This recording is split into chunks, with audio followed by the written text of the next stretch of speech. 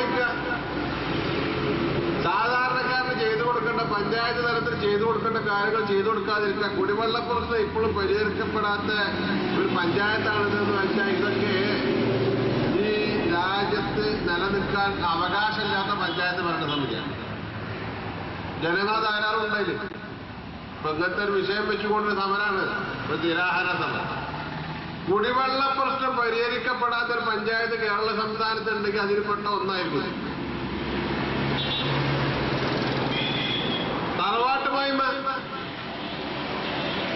തൻപോരിമ, ഇതൊക്കെ ആയിരിക്കും ചിലപ്പോൾ ഭരണസമിതിയിലേക്ക് തിരഞ്ഞെടുക്കാനുള്ള യോഗ്യത മുസ്ലിം ലീഗ് അതുകൊണ്ടാണ് പറയുന്നത്. ജനങ്ങളെ ബാധിക്കുന്ന പ്രശ്നങ്ങൾ സജീവമായിട്ട് ഇടപെട്ട് ജനങ്ങളെ പ്രശ്നങ്ങൾ പരിഹരിക്കുക എന്നുള്ളതാണ് സാധാരണ രാഷ്ട്രീയ പാർട്ടിക്കാരൊക്കെ പഞ്ചായത്തിലേക്ക് മത്സരിക്കാനുള്ള യോഗ്യത ആയിട്ട് സ്ഥാനാർത്ഥികൾ കാണാറുണ്ട്. മുസ്ലിം ലീഗ് അങ്ങനെയല്ല കാണുന്നത്. അപ്പൊ അതിന്റെ ഭാഗമാണ് ഈ പറയുന്ന പരാതികളൊക്കെ ഇപ്പോൾ ഇവിടെ നിലനിൽക്കുക എന്നുള്ളത്.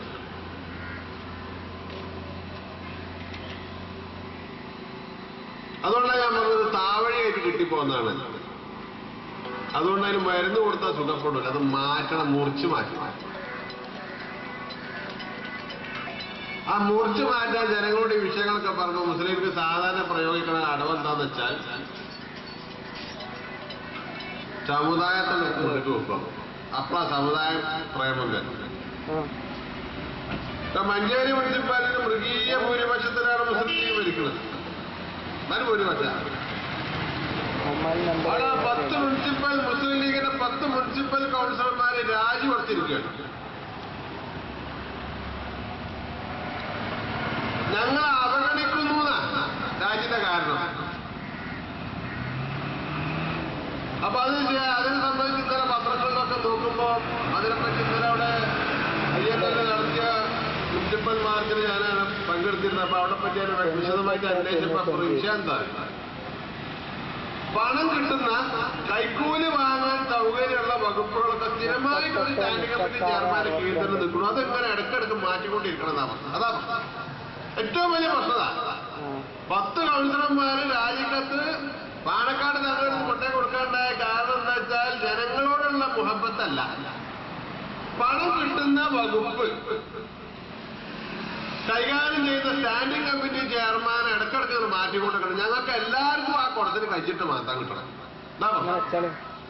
ഇത് പരസ്യമായിട്ട് പറയാൻ നാണമില്ലാത്തൊരു പാർട്ടിയാണ്. ഞങ്ങൾക്കും കിട്ടണം, കക്കാള സൗകര്യം കിട്ടണം, അതിന് സൗകര്യം ചെയ്ത് തരണം. അത് ചെയ്തു തരാഞ്ഞാൽ ഞങ്ങൾ രാജിവെക്കും. ആ രാജിക്കത്ത് മുൻകൂറായത് പാർട്ടി പ്രസിഡന്റിനെ ഏൽപ്പിക്കണമെന്ന ഒരു രാഷ്ട്രീയ പാർട്ടിയുടെ അവസ്ഥയാണ്. ഇങ്ങനത്തെ ആൾക്കാർ എന്തുകൊണ്ടാണ് നമ്മളൊക്കെ ഭരിക്കാൻ പറ്റുന്നതെന്ന് വെച്ചാൽ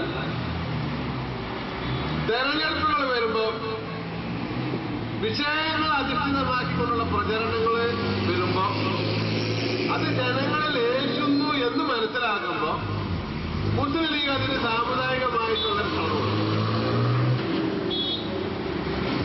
സമുദായം അപ്പൊ അതിന്റെ ഭാഗമാണ് ഇപ്പൊ നിങ്ങൾക്കറിയാലോ, അലിഗഡ് യൂണിവേഴ്സിറ്റിയുടെ ക്യാമ്പസ് കേരളത്തിൽ അനുവദിച്ചത് മലപ്പുറം ജില്ലയിലാണ്. മലപ്പുറം ജില്ലയിലാണെന്ന് മാത്രമല്ല, അത് മലപ്പുറത്തെ പാണക്കാട് വ്യവസായ വകുപ്പിന്റെ കീഴിലുള്ള 252 ഏക്കർ ഭൂമിയിലാകാൻ വേണ്ടി കേരള ഗവൺമെന്റ് തന്നെ റെക്കമെൻഡ് ചെയ്ത. അപ്പൊ അതവിടെ വരും എന്ന് കണ്ടപ്പോ മുസ്ലിം ലീഗ് ഞങ്ങളാണത് വരുത്തുന്നത് എന്ന് വരുത്തി തീർക്കാൻ വേണ്ടി രാഷ്ട്രീയമായി സമരം നടത്തും. അത് പാണക്കാട്ടേന്ന് വരണം എന്ന് വെച്ച് സമരം തുടങ്ങി. അപ്പൊ അത് പാണക്കാട്ടത് പോയി.